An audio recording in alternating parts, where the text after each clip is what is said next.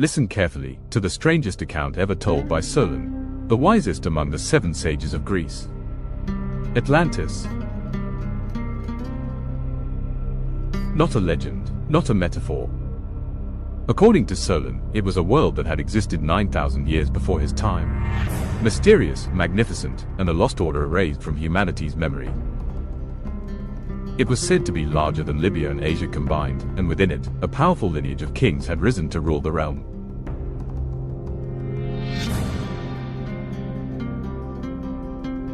But after violent tremors and an extraordinary deluge, in the span of a single terrifying day and night, the island of Atlantis vanished and was swallowed by the sea.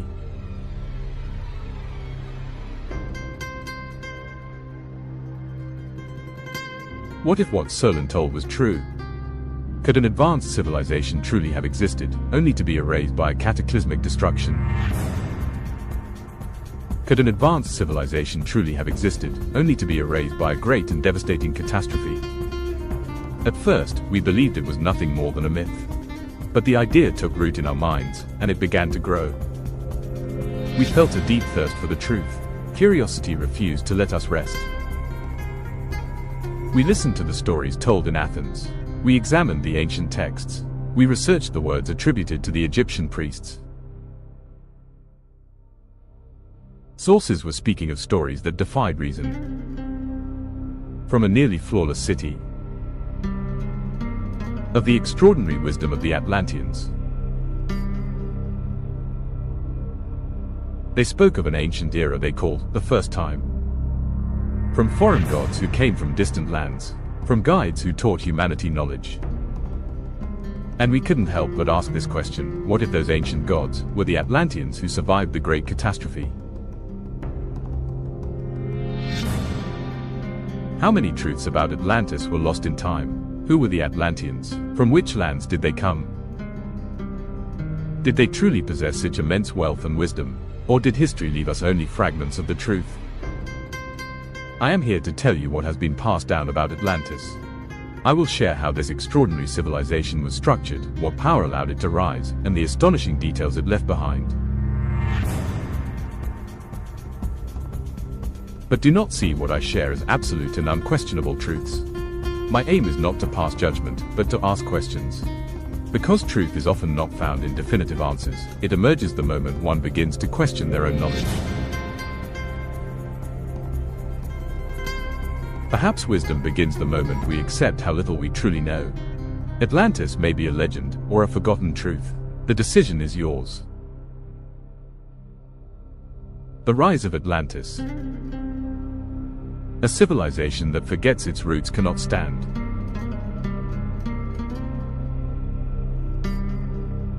According to the accounts passed down by Egyptian priests, around 9,000 years ago, beyond the Pillars of Heracles, there existed a powerful and fertile island, ideally positioned for maritime trade.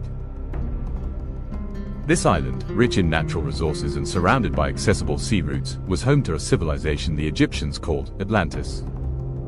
According to the accounts, the people worshipped the sea god Poseidon and attributed the birth of their civilization to him. I did not accept it at face value. The god they spoke of may have been a seafaring ancestral lineage, one that set sail from a corner of the Mediterranean, settled on that distant island, and distinguished itself from ordinary people through knowledge and power. The beginning, according to legend, was symbolized by a woman. Her name was Cleito. She was remembered for her wisdom, her leadership, and her ability to preserve harmony among the tribes. His son Atlas became the first leader to unite all the people under a single rule.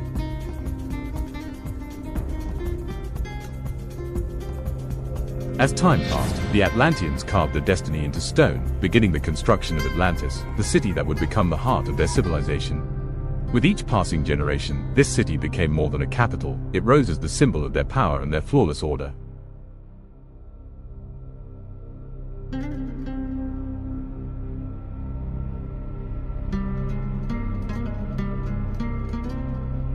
They chose to raise the city on a vast plain near the sea, designing its layout as a series of interlocking concentric circles. Alternating stretches of land and navigable canals followed one another, allowing ships to move smoothly through the city.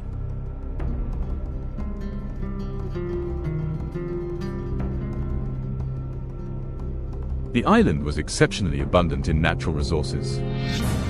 Its fertile lands were nourished by a network of small canals that carried water from the mountains to the cultivated fields.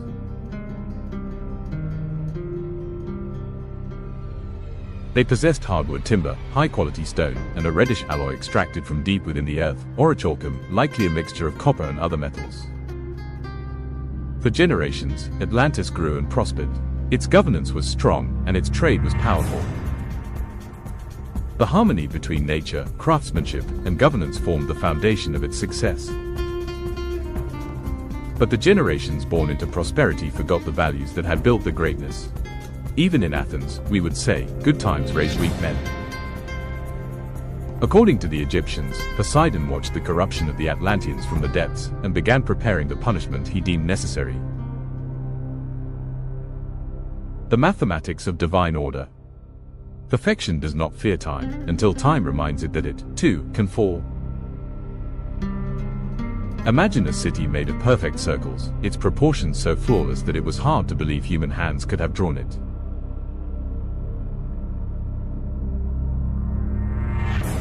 On the outermost ring lived humble laborers. They cultivated exotic fruits, tended the vineyards, and guarded the springs that flowed down from distant mountains. Facing the ocean, colossal stone statues stood like eternal sentinels, silently watching the horizon.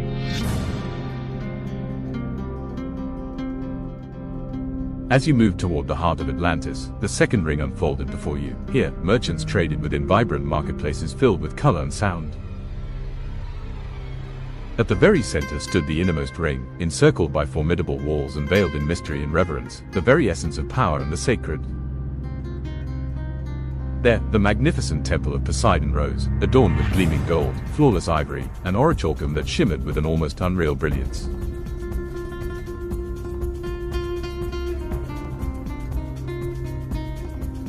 In Atlantean mythology, Poseidon was the god of the seas, earthquakes, and horses, regarded not only as their supreme deity, but also as their founder and sacred protector.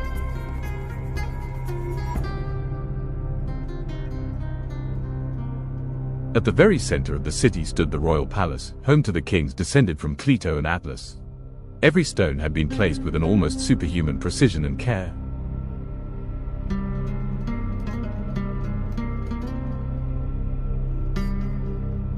For generations, Atlantis flourished in perfect balance, until their descendants abandoned the virtue that had once made them strong.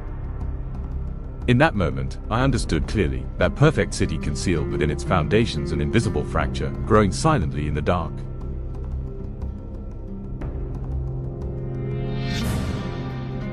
The metal that symbolized power and the sacred, orichalcum. Those who used it with wisdom prospered. Those who used it with pride perished. The Egyptian priests said it was a divine gift bestowed to protect the Atlanteans. This strange metal was found only in Atlantis, as if a supernatural force had deliberately placed it deep within the island. From temple doors to spear tips, and even the bridges spanning the city's circular canals, everything was adorned with orichalcum. Beyond its splendor, it possessed an almost magical quality. Those who touched it felt a universal connection and a profound spiritual balance. Some priests would meditate before colossal statues made of this metal, claiming that the gods revealed visions of the future to them. Even the kings carried crowns and scepters forged from orichalcum to display the divine authority.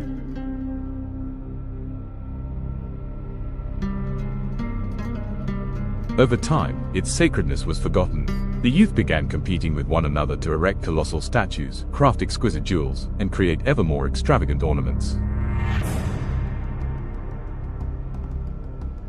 At last, on an ill-fated night, a greedy merchant placed a small piece of orichalcum on the table to purchase political privilege. That simple yet dark act echoed through Atlantis like silent thunder, unseen, yet devastating. The elders warned them, but the society had already become intoxicated with pride. Yet this was only the beginning of the catastrophe that would sink Atlantis. You have not yet heard the most terrifying part. Guardians of the truth. To reach the truth, one must walk alone. And finds chains waiting, chains that resemble wisdom. During my conversations with the Egyptians, I heard mention of the guardians of knowledge, those who protected secrets capable of unleashing total destruction. At the very center of Atlantis, where the sky was painted in a deep blue, the great library stood tall. Inside, the whispers of pages murmuring forgotten and forbidden truths echoed through the endless corridors. Clad in dark garments, adorned with the faint glimmers of orichalcum, these guardians protected the wisdom of the Atlantean. Nearby, the celestial observatory rose, its crystal dome opening to infinity at night. From there, astronomers observed the movements of the planets, recording their mysterious orbits with astonishing precision.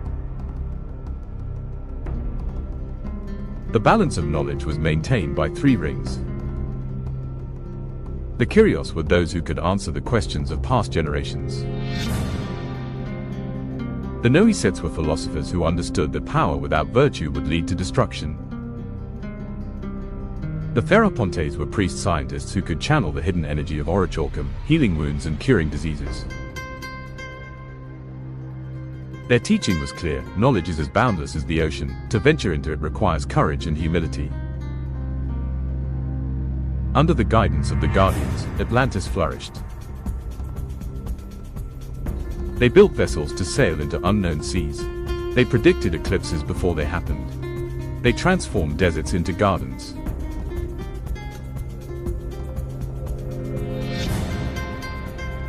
But a silent threat was rising: pride.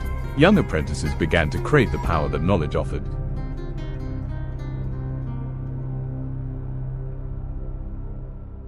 Some pursued personal glory and absolute dominion. Knowledge is fire, whispered the eldest Noisets. It either illuminates the path, or reduces all to ashes. Soon, you would understand that he was right. The coming of the ashes was inevitable. Lords of the waters, watch the king who trembles with you when the storm arrives. The kings of Atlantis were not merely rulers confined to radiant thrones. They were bold explorers who sent their fleets into the unknown. In the Golden Age, they set sail from the ringed harbors that encircled the ocean. Their ships were crafted from the finest woods and reinforced with gleaming bands of orichalcum. In sacred ceremonies, their sails, woven from consecrated linen, unfurled like great wings capable of mastering even the fiercest winds. The fleets of Atlantis reached distant and foreign shores. Lands inhabited by primitive tribes who worshipped different gods and kindled fire with stones. They did not conquer them. They traded with respect, sharing tools, agricultural methods, medical knowledge, and navigation techniques. Their wisdom was centuries, perhaps even millennia, ahead of the understanding of other cultures. Their wisdom was centuries, perhaps even millennia, ahead of other cultures' understanding.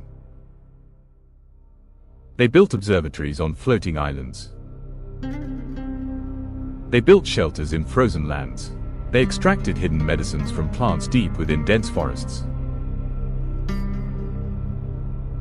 Kings were not distant figures. They personally set foot on land, made contact. They drew maps with extraordinary precision. But over time, the passion for discovery became corrupted. Some rulers replaced the desire to learn with the hunger to possess. The expeditions turned into journeys of domination and greed. The ships no longer carried science, they carried symbols of power. In the temples of Sais in Egypt, the words of the last great seafarer king were remembered. He who does not respect the sea will, in the end, be swept away by it. The elders were right once again. The sea's fury was awakening. The sacred traditions of the Atlantean people. A weary soul cannot dream. Vision is born in the silence of a rested body. Egyptian priests spoke with admiration of the rich traditions of the Atlanteans. On certain summer evenings, as the sun set, an invisible change would sweep through the city. A solemn stillness would descend upon the streets, and it was remembered that to exist also meant to rest. Silent assemblies would activate crystal spheres filled with a luminous liquid derived from orichalcum.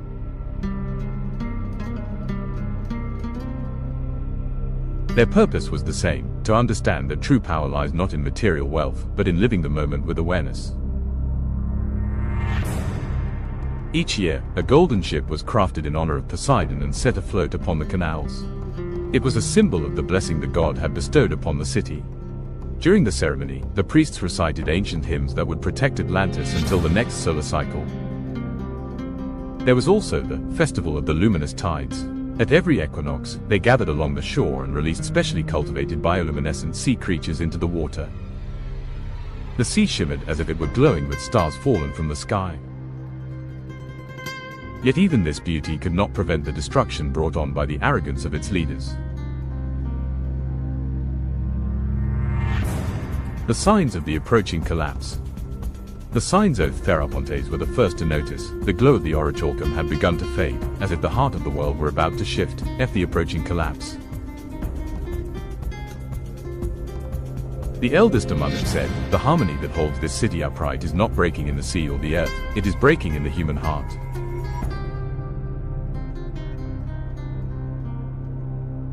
Some saw statues collapsing amid pillars of fire. Others heard the screams of thousands drowning.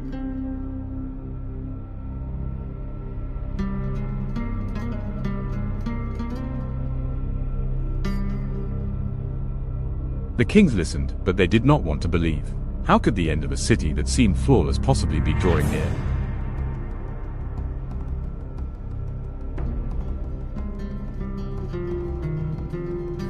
A nobleman said, "Every prophecy is born of fear." But the priests knew the truth. Atlantis would not fall from an external force, it would collapse from within.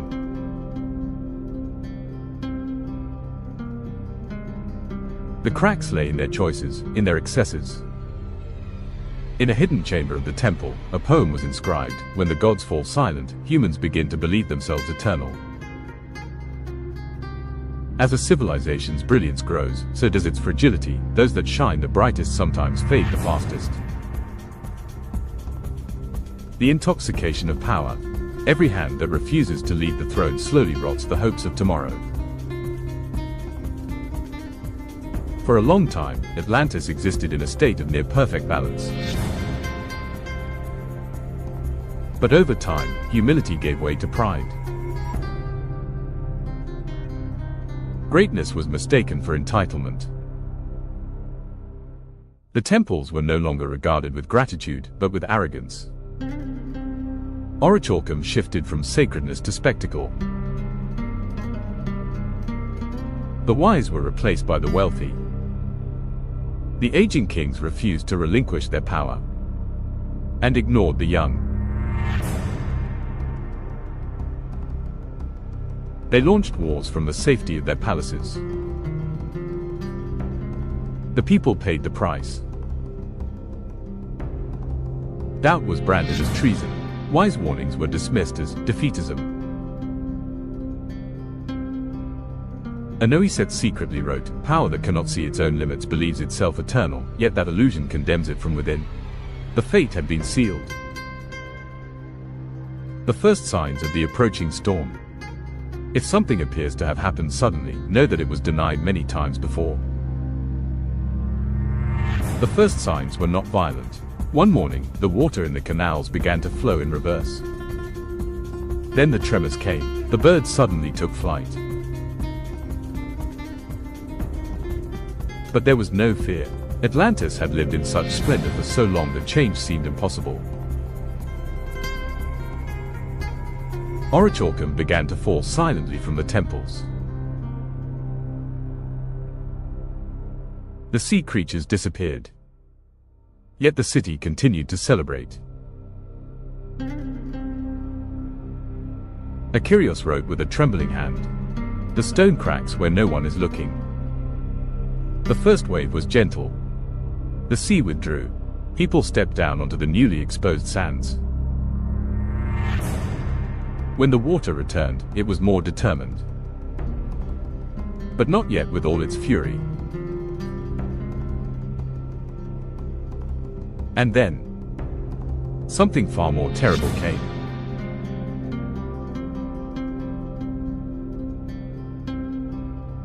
An inscription carved into stone warned, if you forget the hand that gave you the ocean will take it back.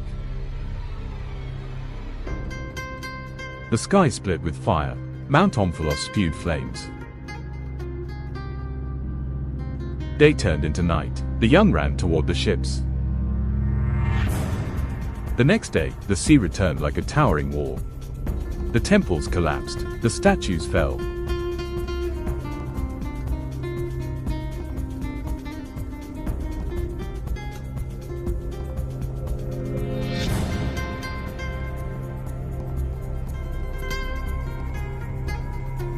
Orichalcum was buried in the depths. Atlantis was erased. But not everything was lost. The survivors followed the stars and reached new lands.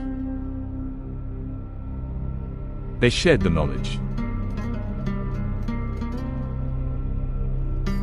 Stone structures rose, and monuments aligned with the stars were erected. Atlantis vanished into legends, but remained in stone. Egyptian priests whispered it for generations. Atlantis existed, but its people forgot moderation. Was it the gods who destroyed it? Or was it nature? I don't know. My intuition tells me this: blind pride, limitless ambition, and unchecked power. As I look at Athens, I ask myself, are we walking the same path? Remember, power without virtue is fragile. Greatness without restraint is doomed to perish. History does not repeat disasters, people repeat their mistakes. The future belongs only to those who remember. And no people who heed the lessons of the past are chained to fate. On this page, we explore the traces of the past. If it captures your interest, don't forget to follow and turn on notifications. This is Axiom Earth.